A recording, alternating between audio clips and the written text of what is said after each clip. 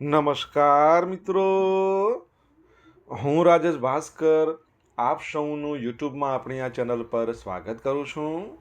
મિત્રો, આજે આપણે તારીખ 18 જુલાઈ 2024ના કેટલાક મોસ્ટ ઇમ્પોર્ટન્ટ કરંટ અફેર અને અગાઉની પરીક્ષામાં પૂછાયેલા કેટલાક ઇમ્પોર્ટન્ટ પ્રશ્નો વિશે ડિટેલમાં ચર્ચા કરીશું, જે આપને આવનારી પરીક્ષા માટે ખૂબ જ ઉપયોગી સાબિત થશે. તો મિત્રો, આપ આ ચર્ચા સાથે જોડાઈ રહેજો અને વિડીયોને પહેલેથી લઈને છેલ્લે સુધી પૂરેપૂરો જોવાનો આગ્રહ રાખજો. તો ચલો મિત્રો, શરૂ કરીએ.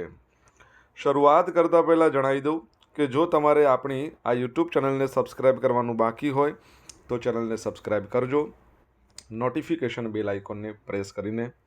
અને જો તમને વિડીયો પસંદ આવે તો વિડીયોને લાઈક કરજો અને તમારા જેટલા પણ મિત્રો છે એ બધા મિત્રો જોડે આ વિડીયોની લિંકને શેર કરજો.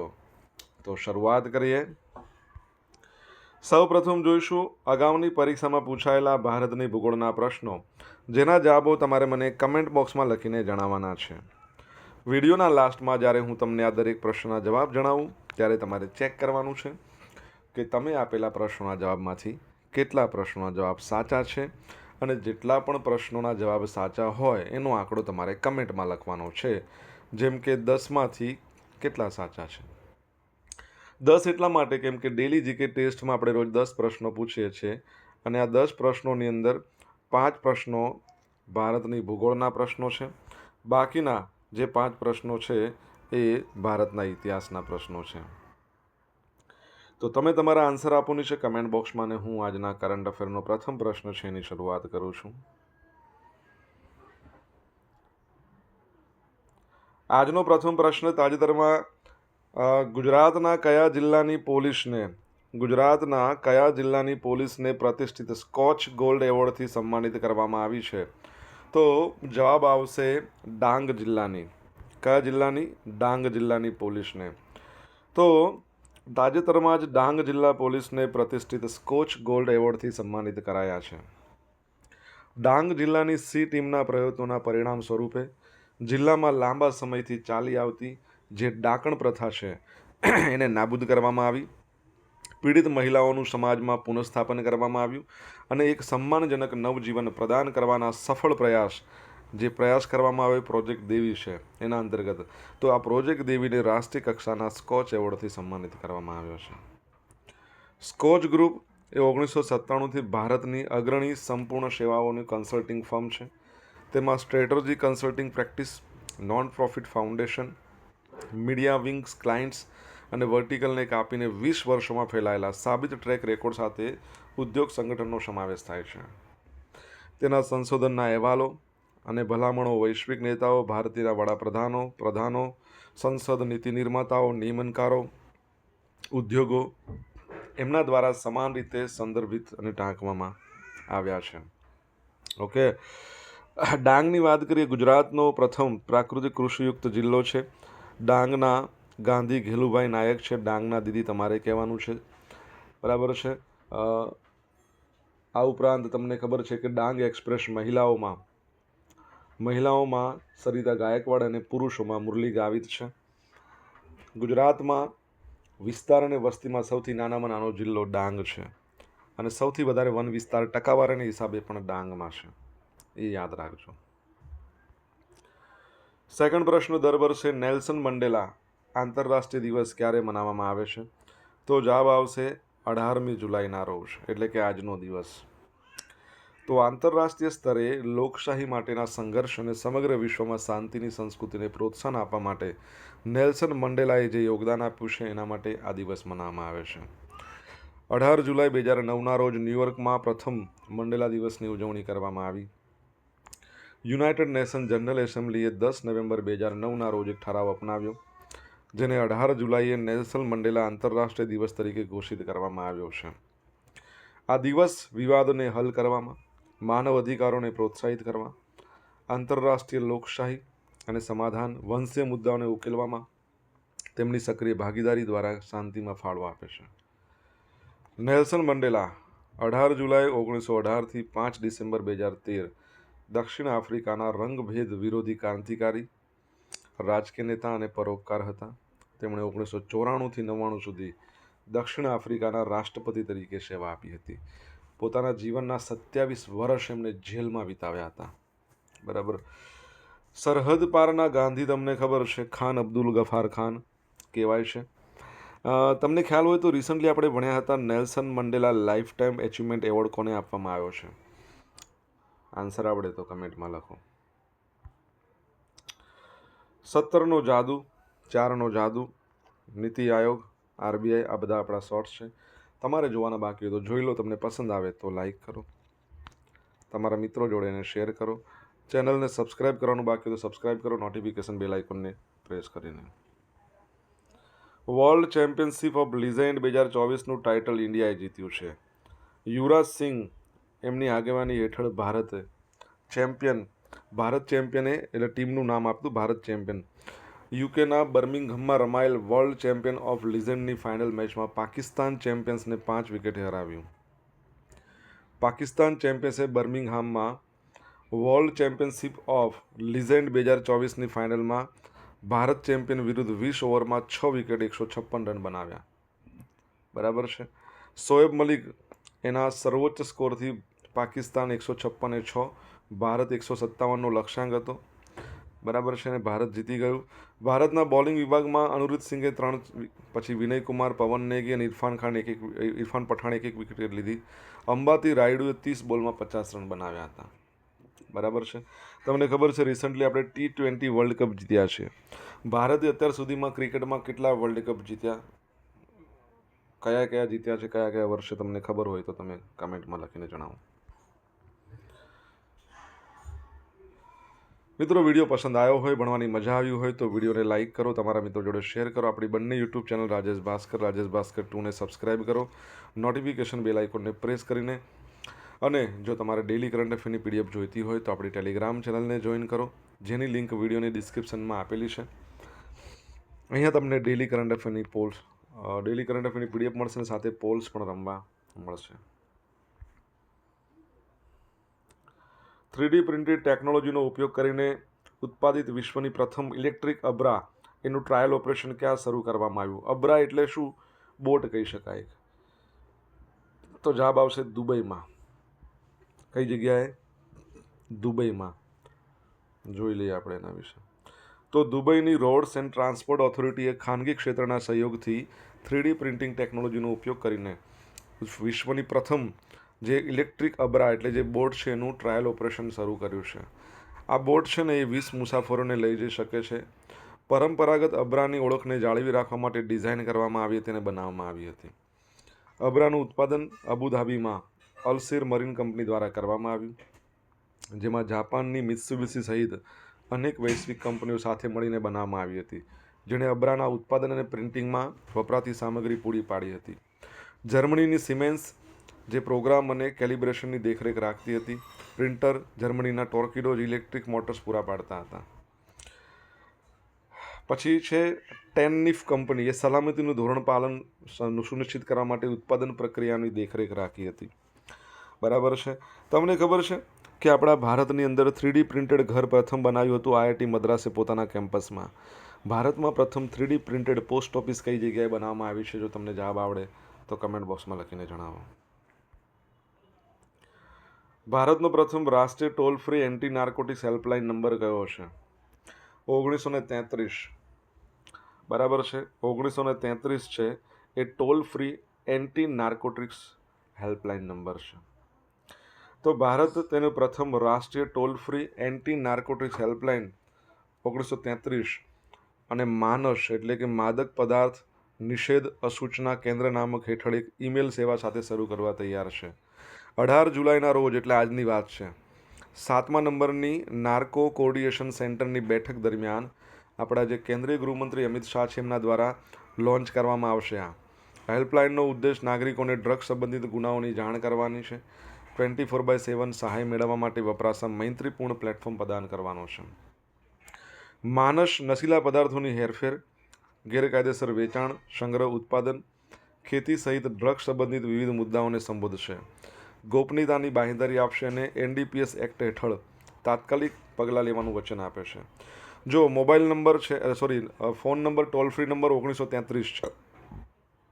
ઈમેલ info@ncb-manas@gov.in અથવા વેબસાઇટ શું છે ncbmanas.gov.in, એના દ્વારા ગુનાની જાણ કરી શકાય.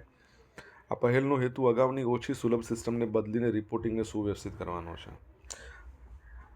હવે આપણા ગૃહમંત્રી આના સિવાય શ્રીનગરમાં નાર્કોટિક્સ કંટ્રોલ બ્યુરો ઝોનલ ઓફિસનું ઉદ્ઘાટન પણ કરશે અને એનસીબીનો વાર્ષિક અહેવાલ 2023 અને નશામુક્ત ભારત પર પણ સંકલન રજૂ કરશે.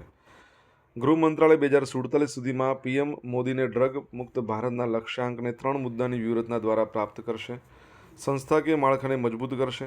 તમામ નાર્કો એજન્સી વચ્ચે સંકલન અને વ્યાપક જનજાગૃતિ અભિયાન શરૂ કરશે. બરાબર છે, આ યાદ રાખજો. તમને ખબર હોય તો આપણે ભણ્યા હતા કે આપણા ગૃહમંત્રી અમિત શાહ છે, એમણે સહકાર દિવસ વખતે આપણા ગુજરાતમાં ગાંધીનગરમાં સહકાર દિવસ મનાવ્યો હતો અને એક કાર્યક્રમને સંબોધિત કર્યો હતો, સહકારથી સમૃદ્ધિ. તમારે મને કહેવાનું છે કે આંતરરાષ્ટ્રીય સહકાર દિવસ ક્યારે મનાવવામાં આવે છે? આઈએનએસ દિલ્હી ઈસ્ટર્ન ફ્લીટનું શ્રેષ્ઠ જહાજ જાહેર કરવામાં આવ્યું. તાજેતરમાં વિશાખાપટ્ટનમમાં પૂર્વીય ફ્લીટની ગત વર્ષની વ્યૂહાત્મક સફળતાઓનું સન્માન કરવા માટે પ્રતિષ્ઠિત ફ્લીટ એવોર્ડ ફંક્શન યોજવામાં આવ્યું, જેના ઉત્કૃષ્ટ પ્રદર્શન અને ઓપરેશનલ કાર્યોને પરિણામે આઈએનએસ દિલ્હીને ઈસ્ટર્ન ફ્લીટનું શ્રેષ્ઠ જહાજ જાહેર કરવામાં આવ્યું છે. વિવિધ કેટેગરીમાં તેના ઉત્કૃષ્ટ પ્રદર્શન માટે વિવિધ જહાજોને સન્માનિત કરવા માટે આ કાર્યક્રમ દર વર્ષે યોજવામાં આવે છે. આઈએનએસ કરવત્તી છે, એને કોર્વેટ, ઓફશોર પેટ્રોલ વેસલ અને લેન્ડિંગ શિપ ટેન્કની શ્રેણીમાં શ્રેષ્ઠ જહાજ તરીકે વખાણવામાં આવ્યું હતું. INS Shivalik, INS Sumedha, INS Sumitra જહાજોને સનરાઇઝ ફ્લીટમાં સૌથી વધુ આધ્યાત્મિક હોવા માટે પણ સમગ્ર વર્ષ દરમિયાન વિશાળ શ્રેણીના મુશ્કેલ કાર્યો કરવા બદલ પ્રશંસા કરવામાં આવી.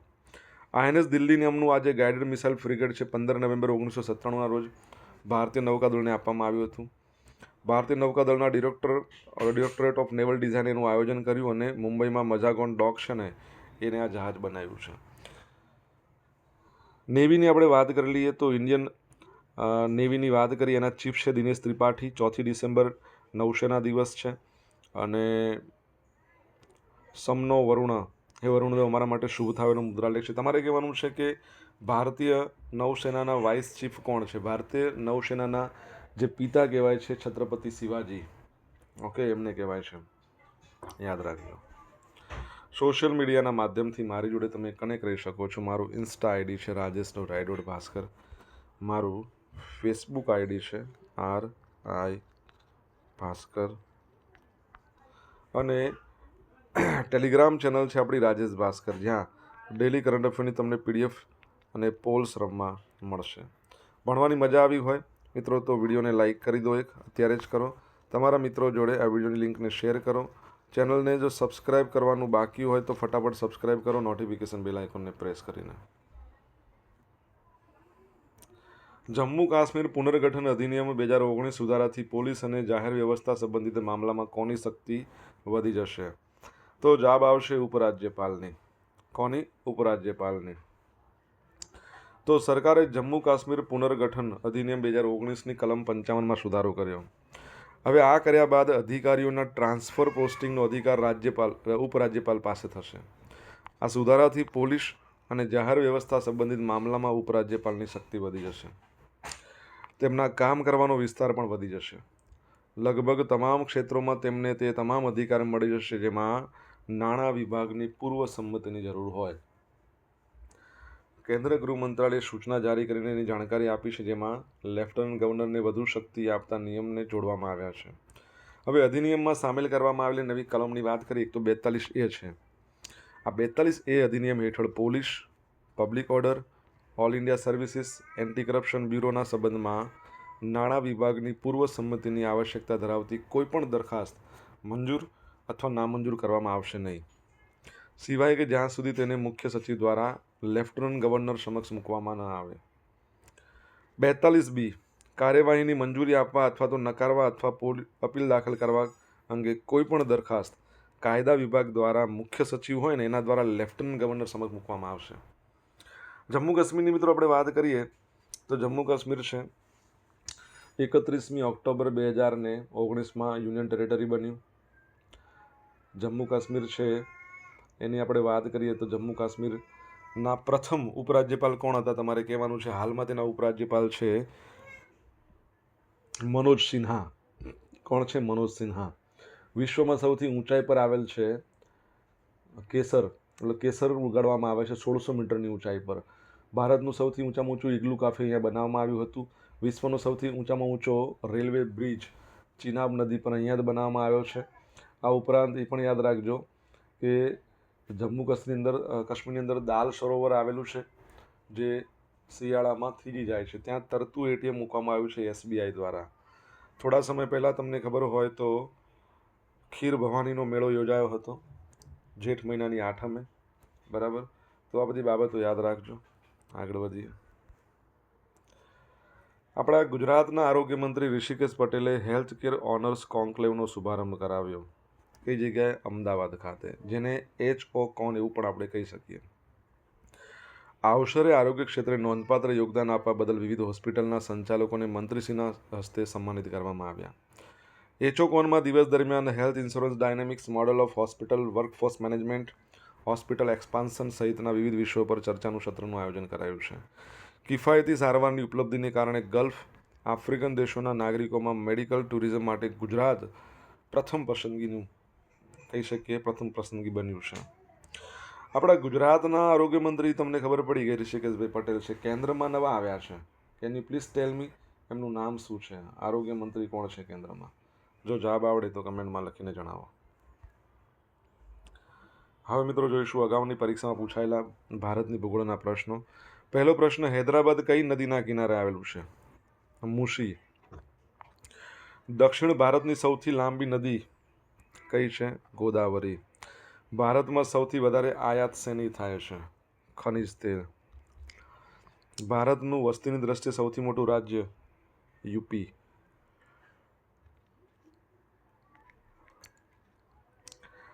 નાનું રાજ્ય પૂછે વસ્તીમાં તો સિક્કિમ. વિસ્તારમાં સૌથી મોટું રાજસ્થાન. વિસ્તારમાં સૌથી નાનું તમને પૂછે તો ગોવા. 21 માર્ચ પછી ઉત્તર ગોળાર્ધમાં સૂર્ય કઈ તરફ આગળ વધે છે? તો કર્કવૃત. હવે જોઈશું અગાઉની પરીક્ષામાં પૂછાયેલા ભારતના ઇતિહાસના પ્રશ્નો. પહેલો પ્રશ્ન, ભારતની પ્રજા અતિ પ્રાચીન યુગથી પર્યાવરણ પ્રેમી રહી છે એવું શા પરથી કહી શકાય? તો વૃક્ષ પ્રેમથી. 1907માં જર્મનીમાં યોજાયેલા આંતરરાષ્ટ્રીય સમાજવાદી પરિષદમાં સૌપ્રથમ કોણે હિન્દનો રાષ્ટ્રધ્વજ ફરકાવ્યો હતો? તો મેડમ ભીખાઈજી કામા. ઉઠો જાગો અને ધ્યેય પ્રાપ્તિ સુધી મંડ્યા રહ્યો એવું સૂત્ર કોણે આપ્યું હતું? તો સ્વામી વિવેકાનંદ, જેમનો જન્મદિવસ 12મી જાન્યુઆરી ભારતમાં રાષ્ટ્રીય યુવા દિવસ. ધાતુની શોધ નહોતી થઈ ત્યારે શેમાંથી બનાવેલા પાત્રો અથવા વાસણોનો ઉપયોગ થતો હતો? તો માટીમાંથી. સ્વતંત્ર ભારતના સૌપ્રથમ ગૃહપ્રધાન કોણ હતા? સરદાર પટેલ.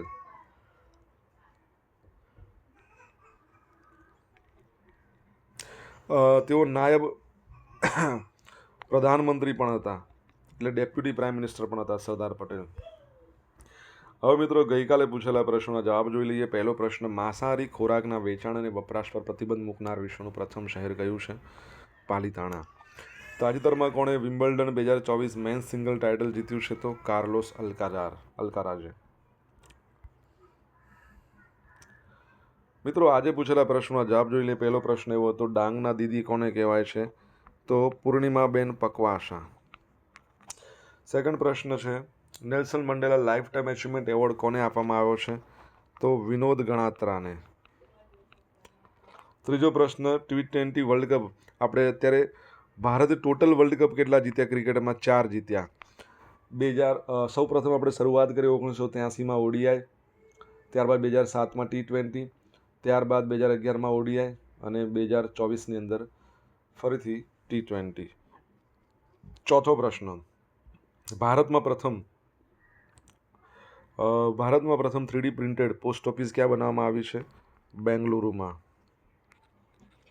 5મા નંબરનો પ્રશ્ન, સહકારથી સમૃદ્ધિ, આ કાર્યક્રમનું આયોજન ગાંધીનગરમાં થયું હતું. કયા દિવસે? તો આંતરરાષ્ટ્રીય સહકાર દિવસ. આંતરરાષ્ટ્રીય સહકાર દિવસ આપણે ક્યારે મનાવીએ? જુલાઈ મહિનાનો પહેલો સેટરડે.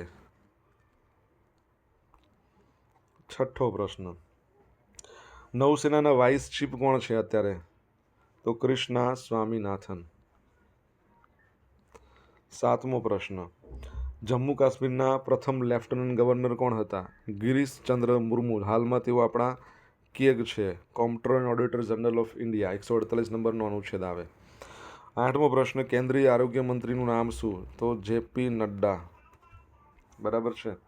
હવે મિત્રો જોશું ગઈકાલના કરંટ અફેરમાંથી પૂછેલા કેટલાક ઇમ્પોર્ટન્ટ પ્રશ્નો, જેના જવાબો તમારે કમેન્ટમાં લખીને જણાવવાના છે. પહેલો પ્રશ્ન, તાજેતરમાં કઈ યુનિવર્સિટી દ્વારા ગુજરાતમાં ખેડૂતો તથા ખેડૂત પુત્રોને 1200 રૂપિયાના દરે ડ્રોન પાયલટની તાલીમ આપવાનું આયોજન કરવામાં આવ્યું છે? જવાબ આવડે તો કમેન્ટમાં લખજો. સેકન્ડ પ્રશ્ન, ભારતની સૌથી લાંબી અને સૌથી મોટી શહેરી ટનલ પ્રોજેક્ટનું કયા રાજ્યમાં ભૂમિપૂજન કરવામાં આવ્યું છે? જો જવાબ આવડે તો કમેન્ટમાં લખજો. મિત્રો, આ હતા આજના દિવસના કેટલાક મોસ્ટ ઇમ્પોર્ટન્ટ કરંટ અફેર. સાથે આપણે જોયું અગાઉની પરીક્ષામાં પૂછાયેલા ઇમ્પોર્ટન્ટ પ્રશ્નો, જવાબો પણ આપણે જોયા. આશા રાખું બધાને ભણવાની મજા આવી હશે. જો મજા આવી હોય તો વિડીયોને લાઇક કરજો, તમારા મિત્રો જોડે શેર કરજો. આપણી બંને યુટ્યુબ ચેનલ રાજેશ ભાસ્કર અને રાજેશ ભાસ્કર 2ને સબસ્ક્રાઇબ કરવાનું બાકી હોય તો સબસ્ક્રાઇબ કરો, નોટિફિકેશન બેલ આઇકોનને પ્રેસ કરીને. તો મિત્રો, thank you so much for watching this video. Have a nice day. જય હિન્દ, જય ભારત.